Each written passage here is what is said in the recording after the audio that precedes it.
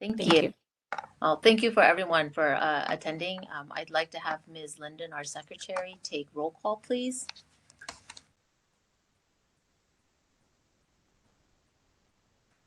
Is Uni on? Uni, are you on? Yes. Okay, here we go. Okay, can everyone hear me? Yes. Great. Okay. Member Hancock. Dr. Kawaguchi. Here. Member Linden is here. Member Moridomi. Here. Dr. Pruitt. Dr. Pruitt. Here. Sorry. Oh. Dr. Ross. Here. Member Sims. Here. Member Yu.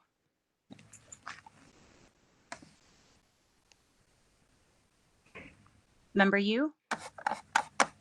Donald, I think you're muted.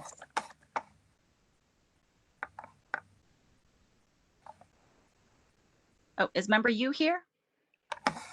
I see him on the screen. Donald, can you unmute yourself?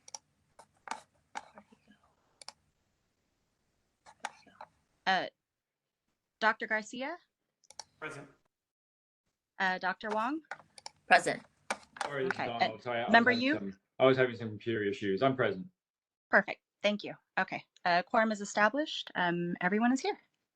Fantastic. Let's go ahead and move on to item number 2 on the agenda. So new items that are not on the agenda. Does anyone have any public comment for items that are not on the agenda? This is the moderator. Shall I open up the public comment feature of WebEx? Yes, please. Thank you. We've opened up the public comment feature, and we are going to display a slide that has instructions. You may click on the question mark icon, typically in the lower right corner of your WebEx screen, or you may raise your hand by clicking on the hand raise icon. Each person will have 2 minutes to speak.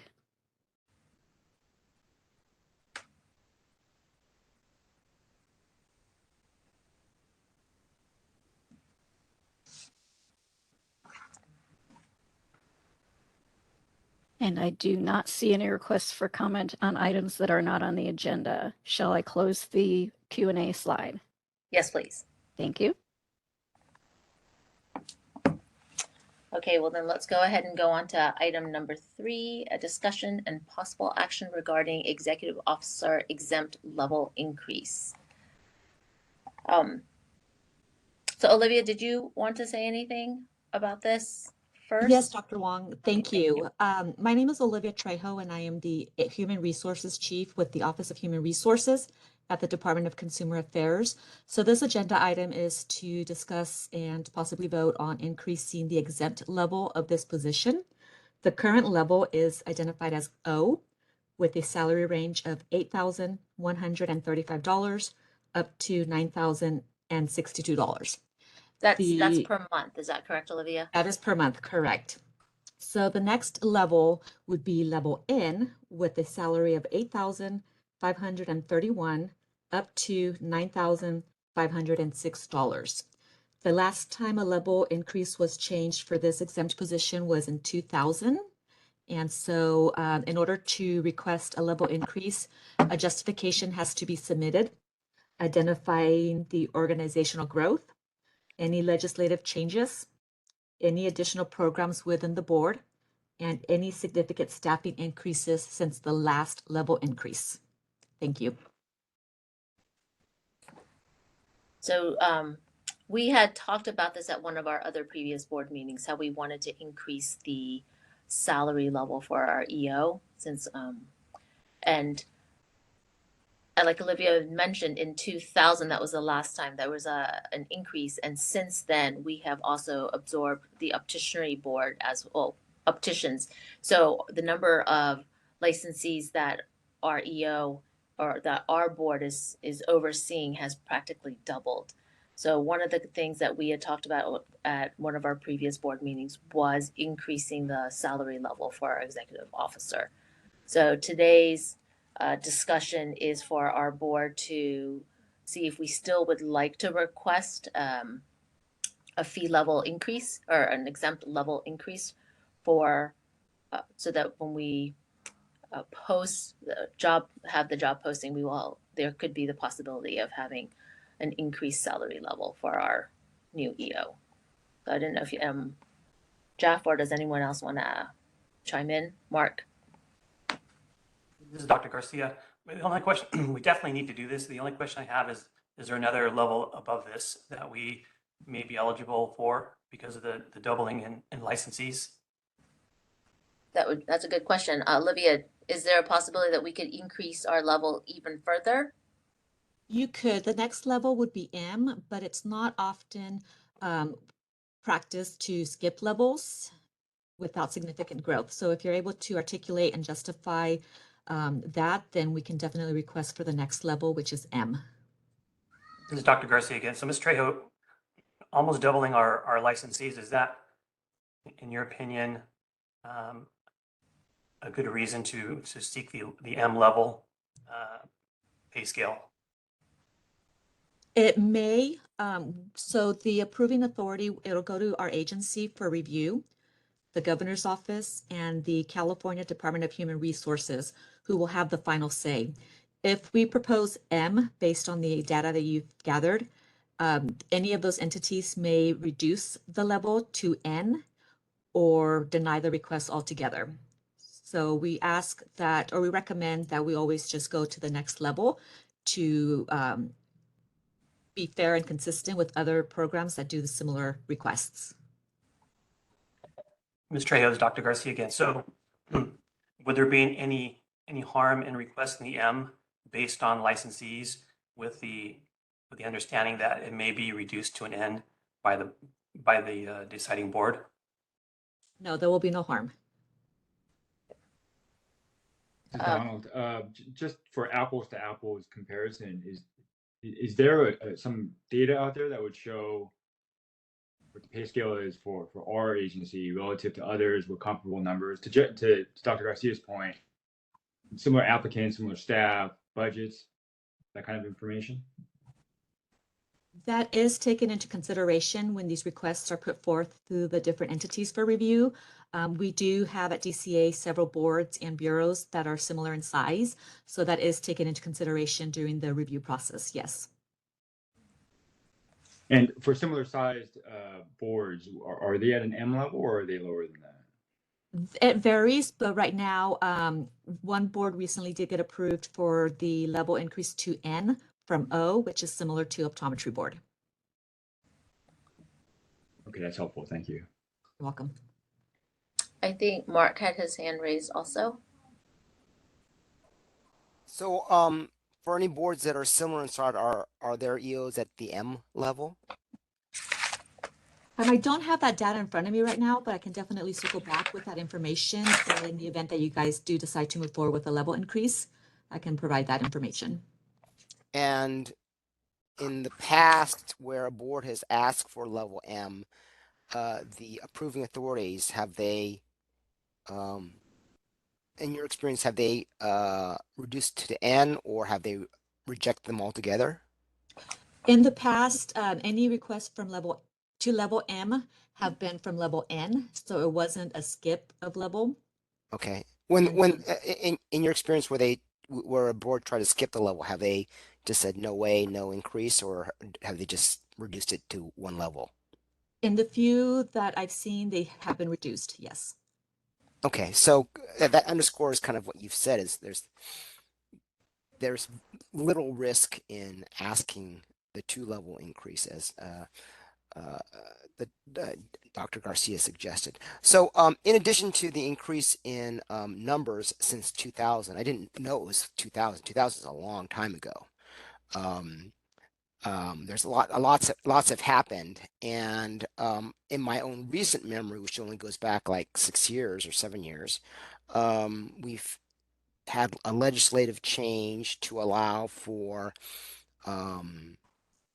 home what do they call it? Home visits or house calls by optometrists for those who are seniors or disabled. We've had a change in the number of stores or facilities that an optometrist can supervise or own. And we have mobile clinics coming on board. So although they might necessarily increase the number of regulated individuals, they certainly increase the amount of areas in which this board needs to regulate. All to the benefit of the public. There's more increased access to care. So, it's not like we're, increasing regulations, we're increasing access to care. And therefore that increases the responsibilities for the board staff. Um, So that would be very important information to include in the justification. I'm assuming that some of those changes came through legislation that was approved and went into effect. So quoting that legislation, the dates when they were approved would be something that should be included in the justification to articulate the need for the higher level exempt level. and then I think Dr. Kawaguchi also has his hand raised as well. Yes, thanks. So related to justifications, my question relates to staffing levels. So when we create a justification, can we put it as the staffing levels that we are approved to have, or does it have to be the staffing levels that we have? It would be the staffing levels that you have currently.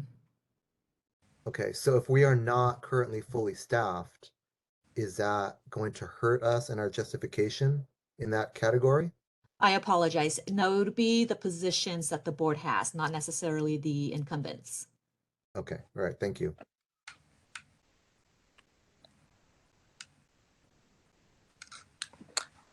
Does anybody else have anything that they want to add?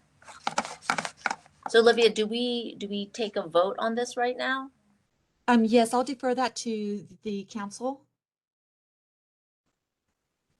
So Brittany, should we take a vote to see if we as a board want to increase our exempt level, have an exempt level increase?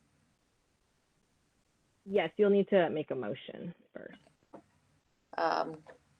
Can someone make a motion to approve our exempt level increase for our EO to a level M? Or so we can petition to increase our EO level to level M or level N, whatever. This Sounds is like everyone to this is level Dr. M. Kawaguchi. So, Lillian, I have a question. Do we have to delegate authority to you to work on the justifications? Oh, that's a good question, Brittany. I personally haven't dealt with this. Olivia, how does this process work in terms of developing the substantiation? If approved, our office typically works with the board president on the justification. I don't think that requires a motion, but that's kind of just the common practice if it's voted to move forward with the level change. So at this point, we just need a motion to move forward with the level change. Correct.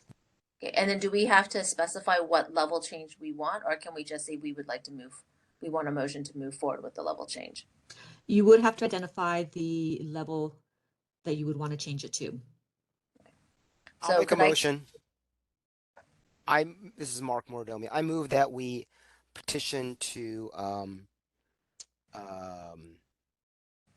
increase the exempt level to a level M, or whatever the approving authorities would agree to approve above the level O that the current position is at. And can I get a second? This is Donald. I'll second. Okay. And Ms. Linden, if we can have a roll call vote. Does that motion work, Olivia? Does that give us maximum flexibility to get a level increase, whatever it is? It does for me. I'll defer that to Brittany, the attorney. I think that's enough specificity. I would just remind President Wong that we'll need to open it for public comment before taking the roll call vote. Thank you. Yes, please. Madam Moderator, if you could open up for public comment. Thank you for the reminder, Brittany. Certainly. We've opened up the Q&A feature of WebEx for public comment. And if anyone would like to make a comment on this, they can look for the question mark icon, typically in the lower right corner of your computer screen. And in the text box there, type the word comment and click send. The other option to request comment is to raise your hand by clicking on the hand raise icon. And if you are on a mobile device, that may be behind the three dot other options. Each speaker will have 3 minutes to speak.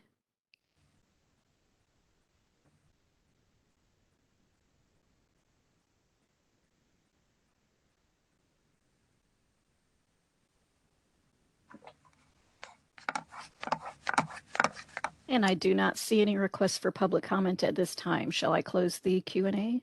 Yes, please. Thank you.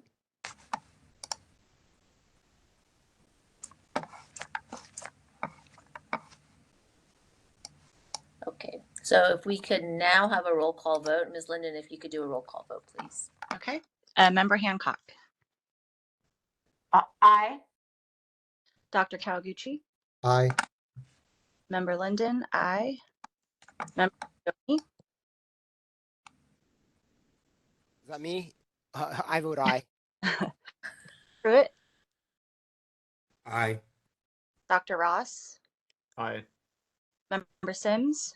Aye. Member Yu. Aye. Dr. Garcia. Dr. Garcia. Might be muted.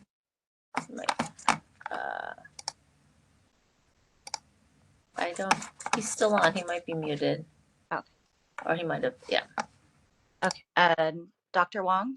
Aye. Dr. Garcia. Okay. Okay. The motion passes. See. Thank you. So let's go ahead and go on to item number 4, which is the EO recruitment and selection process. So I believe, Olivia, you're going to talk to us a little bit about this. I will, thank you. So I do want to go over the process real quickly, and then at the end, I will be available to ask any questions before we move on to reviewing the duty statement and recruitment flyer. So the recruitment and selection process will require 2 members from the board who will have time to participate in the selection process of a new executive officer and will work closely with the Office of Human Resources on the hiring process.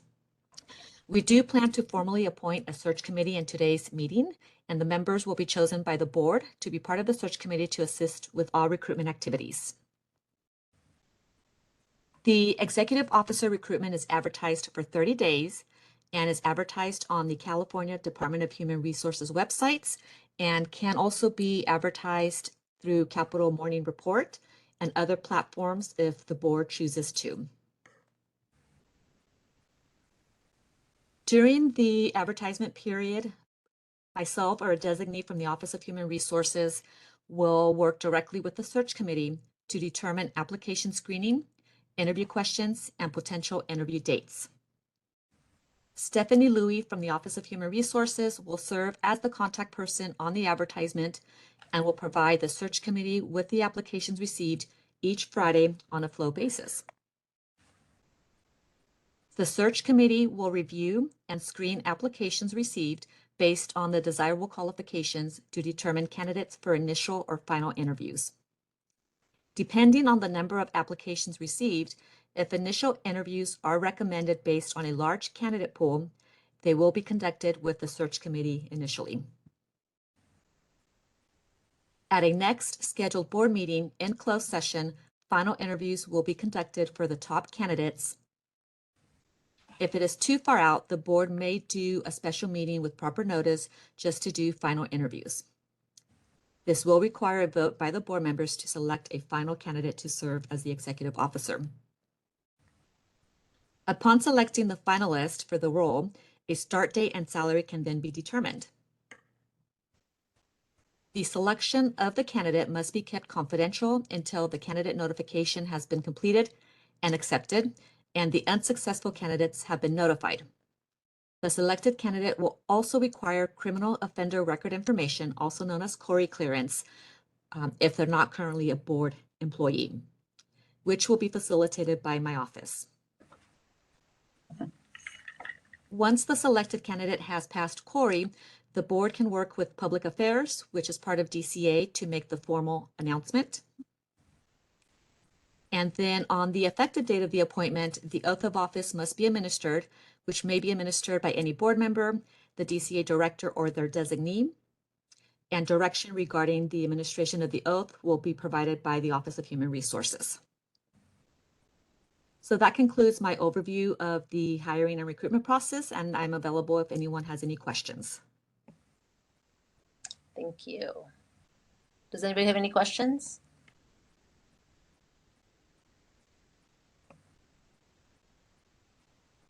So I have a question. At what salary level are we advertising this position at?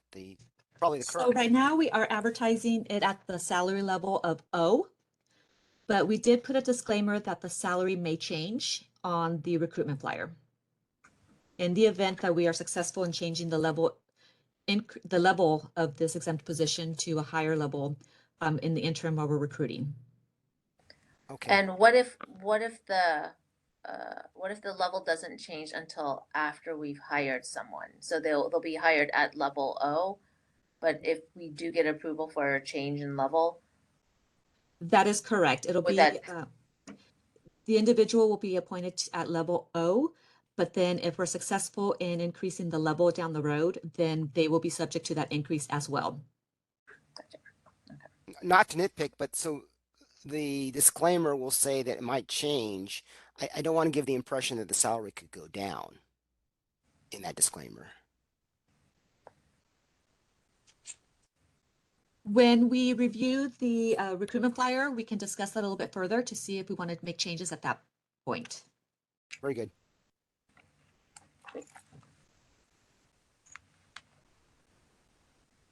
So I think at this point now we need to determine an EO search committee. Is there anything else we need to talk about, Olivia, before we come up with a search committee? Not regarding this process, no. Does anyone want to volunteer, or can I nominate some people? I don't see any hands going up. So I would like to nominate Dr. Garcia and Ms. Linden to be on the EO search committee if you would so consider.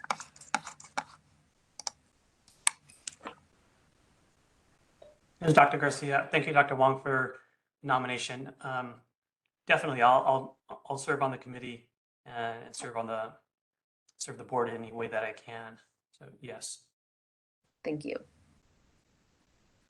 Oh, and this is Member Linden. And yes, I agree. I'd be happy to serve and help with this endeavor. Fantastic. All right, so I think as of right now, we have an EO search committee of Ms. Linden and Dr. Garcia.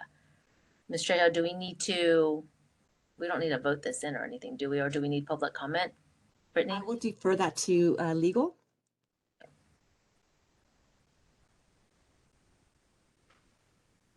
Brittany, do we need to do anything else to make this official, or is it okay just through nomination and we don't need a vote or public comment?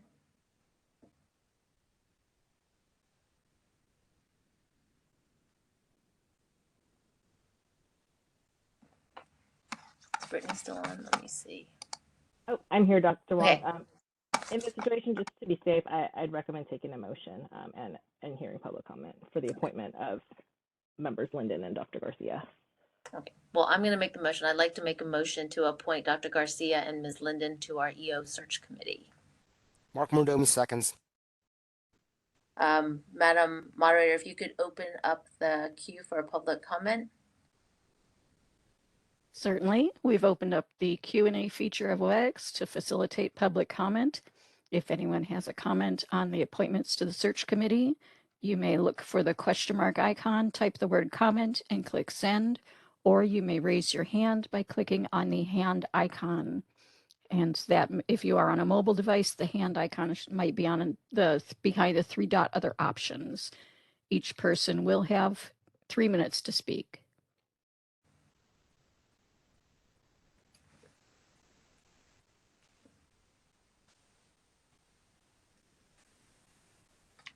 And I do not see any requests for public comment. Shall I close the Q&A feature? Yes, please. Thank you. And if Ms. Linden, if you could do a roll call vote for our motion for our EO committee, please. Okay. EO search committee.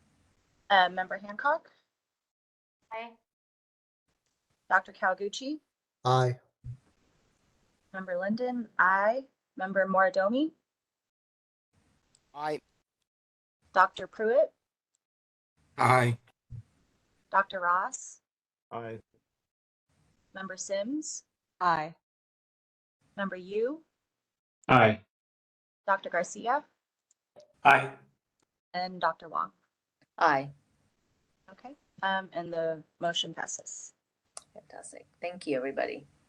Let's go ahead and move on to item number 4C, review and possible amendments to the EO duty statement. Thank you. My office emailed the proposed duty statement changes and the recruitment flyer on the 5th of last week. So I'm hoping you had a chance to review some of the changes done to the duty statement. They were cosmetic in nature. We, for example, updated the salary of the position since there had been some increases since the last duty statement was adopted in 2018. And the changes were highlighted in yellow. And I wanted to afford you the opportunity to ask any questions or if there were any other changes that the board would like to make to the duty statement.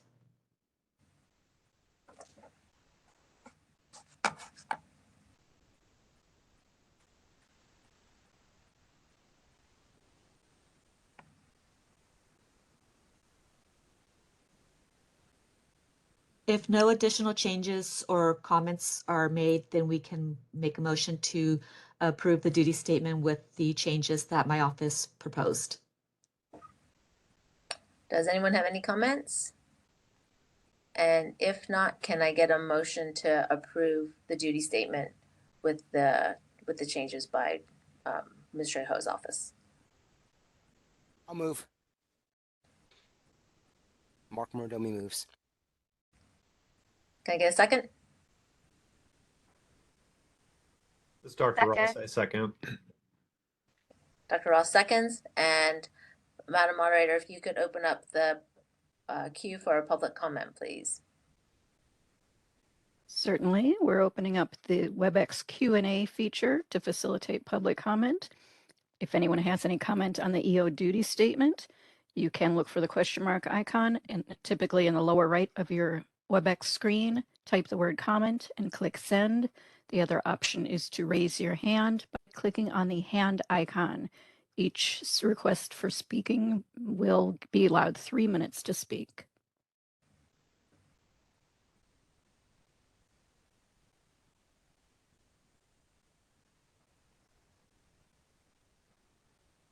And I see no requests for public comment. Shall I close the Q&A feature? Yes, please. Thank you. Ms. Linden, if you could do a roll call vote, please. Okay. Let's see. Member Hancock, Aye. Dr. Kawaguchi, Aye. Member Linden, aye. Member Moridomi, Aye. Dr. Pruitt, Aye. Dr. Ross, Aye. Member Sims, Aye. Member Yu, Aye. Dr. Garcia, Aye. and Dr. Wong. Aye. And the motion passes. Thank you. Let's go ahead and go on to item number 4D, review and possible approval of EO recruitment announcement. Thank you. So this last document is the recruitment announcement. And if you had a chance to review, the third paragraph indicates that raises and the salary range are subject to change and require the approval from the Business, Consumer Services and Housing Agency, along with the California Department of Human Resources. So I know we wanted to maybe touch bases on that item and maybe changing the wording on that. Additionally, if there's any other desirable qualifications and experience you would like to include or removed from the flyer, we can also discuss that. We will also need to identify the number of pages that we want candidates to submit for the statement of qualifications. Oftentimes it's 2 to 3 pages that we allow them to submit the information being asked. And then we will also need to discuss the number of letters for professional references that they must include with their application package. So, Mark, how would you want to change the wording raises to convey that it would only be an increase and not a decrease? I didn't even think about the decrease. Subject to. Well, if this is accurate, are subject to a possible increase. Okay. So just changed subject to change to subject to possible increase, or a possible increase, and require the approval from the Business Consumer Services and Housing Agency. Is that accurate? There's no chance that someone could make the salaries less. Is that right? Correct. It will not decrease. And so the only opportunity or the only option would be to increase it if we are successful. What does everyone think? Does anyone have any comments? To changing it from subject to change to changing it to subject to an increase in salary? This is Dr. Garcia. I like that language change.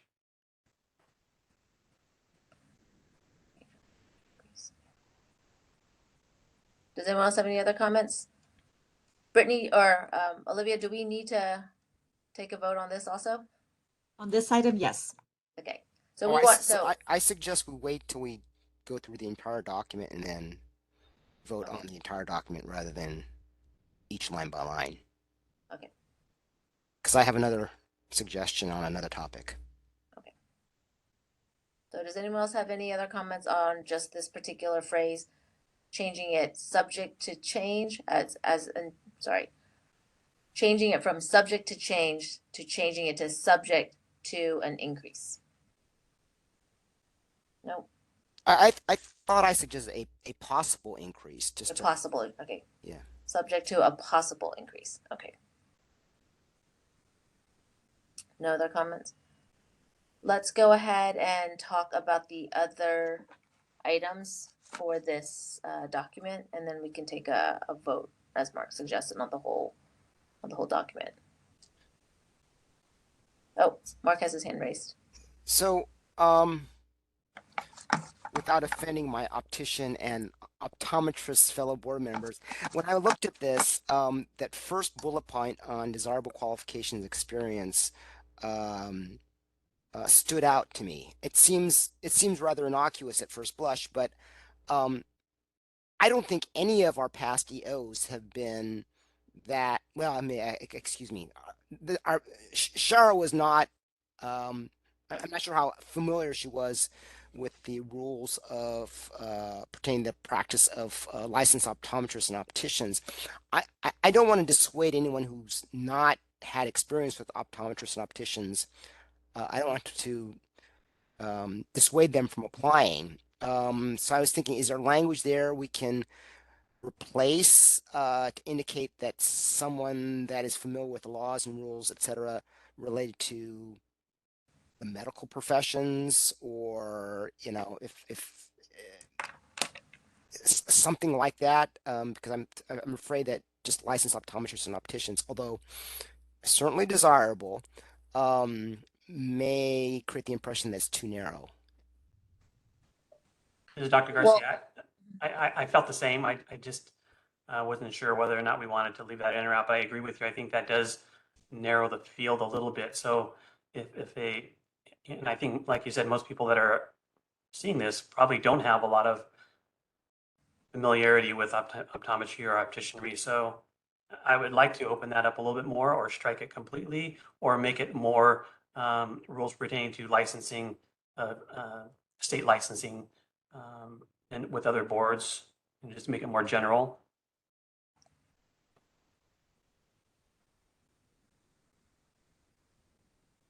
Anybody else have any other comments? If I can propose something along the lines of familiar with laws and rules pertaining to the licensure, practice, and education of licensed individuals. Okay. Sims, I agree.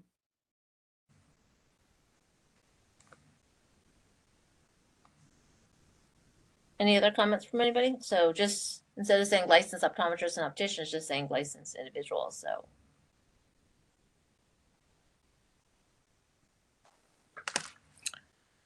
Jeff and Mark, how does that sound with you? Just changing it so it's a little bit more general? I'm okay with that. I'm okay with that as well. So let's go ahead, unless anyone else has any other comments, let's change that to of licensed individuals. Thank you. Any other changes or additions or deletions from the desirable qualifications and experience section?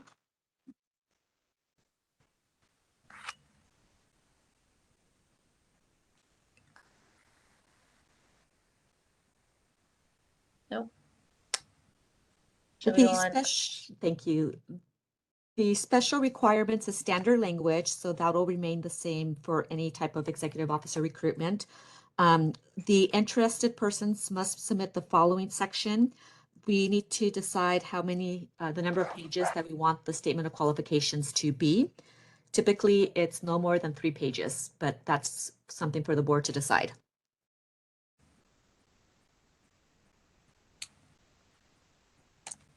So would anyone like This, to this change? Dr. Kawaguchi, I would recommend 3 pages max.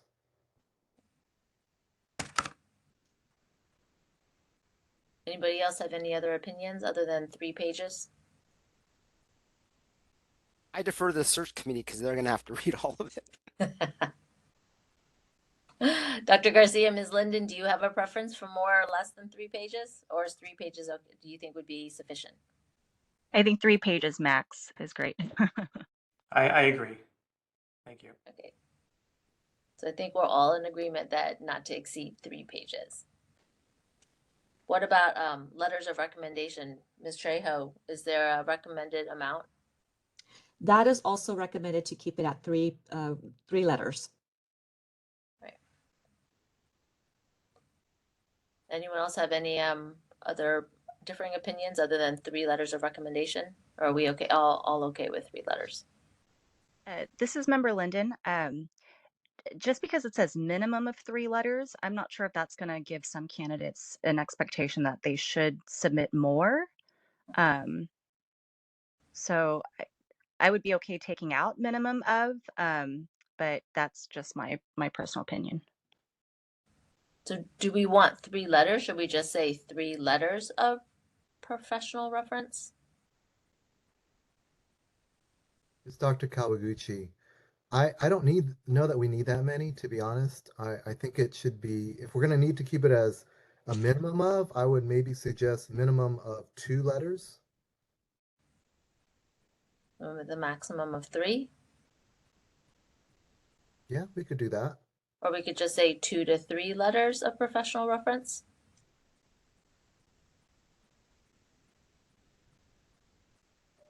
This is Dr. Garcia. I think if we just say no more than 3, and then if they get 1, that may be telling in some ways. But I think anything from 1 to 3 will be helpful. I think the intent is to not have more than. Okay. So we changed the wording to no more than 3 letters of professional reference. Is that okay with everyone? I only see half of you on my screen at this time. So this Dr. Kawaguchi, I would suggest that we also still keep the qualifier of each not to exceed 1 page. Right. So let's change it to no more than 3 letters and then each not to exceed 1 page of professional reference. Is that okay with everybody else? I see some head nodding. So, Dr. Garcia, I'm good with that. all right, so let's go ahead and change it to no more than 3 letters, each not to exceed 1 page of professional reference.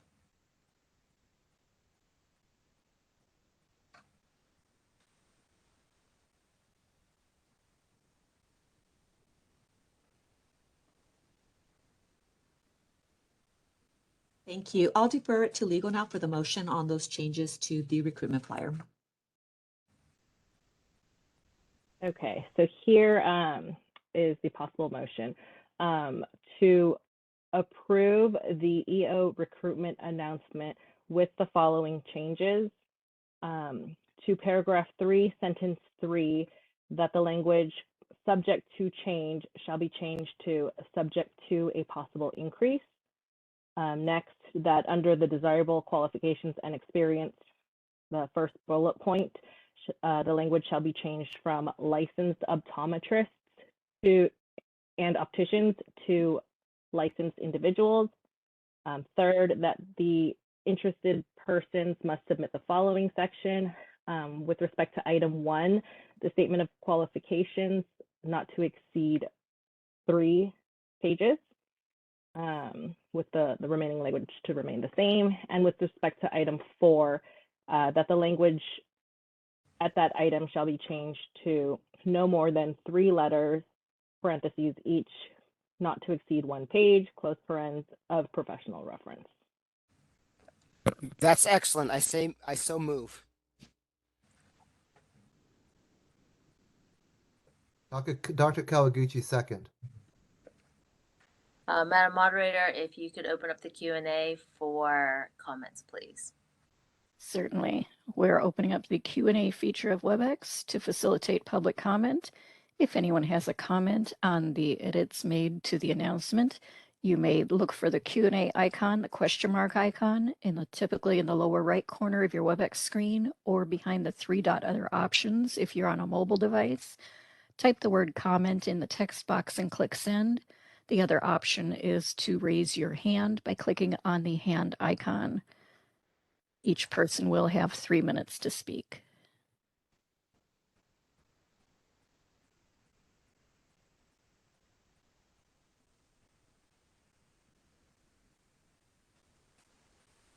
And I do not see any requests for public comment. Shall I close the public comment feature?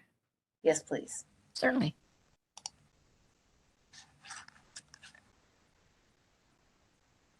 Ms. Linden, if you could do a roll call vote, please. Okay. Member Hancock. Aye. Dr. Kawaguchi. Aye. Member Linden, aye. Member Mordomi. Aye. Dr. Pruitt.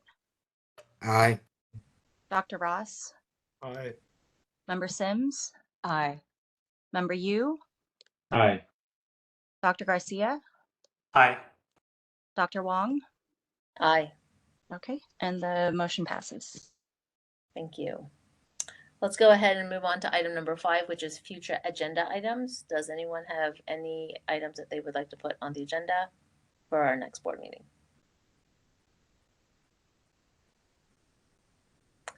Madam Moderator, if you could open up the Q&A again for public comment for items for future agenda items, please.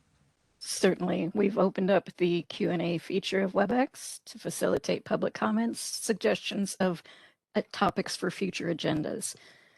If you'd have a suggestion of a topic, you can type the word comment into the Q&A box and click send, or you may raise your hand by clicking on the hand icon.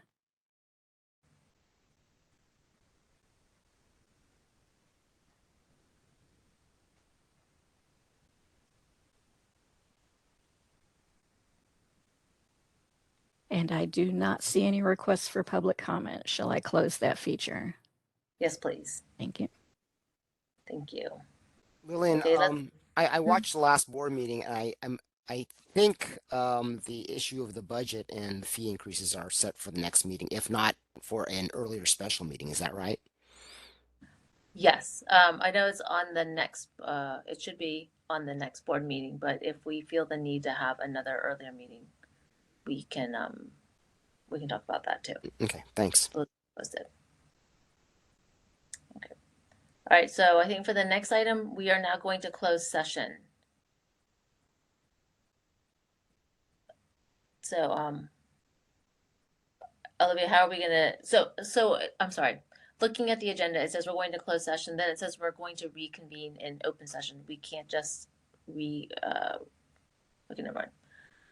We'll just go to closed session at this point. Thank you. Anne will assist in facilitating that, the moderator, and getting us into closed session and excusing any public members or any public attendees. That's correct. So for anyone who is not going to participate in the closed session, I am going to change you to an attendee. And at that point, then the rest of us will be in a private closed session. One moment, please.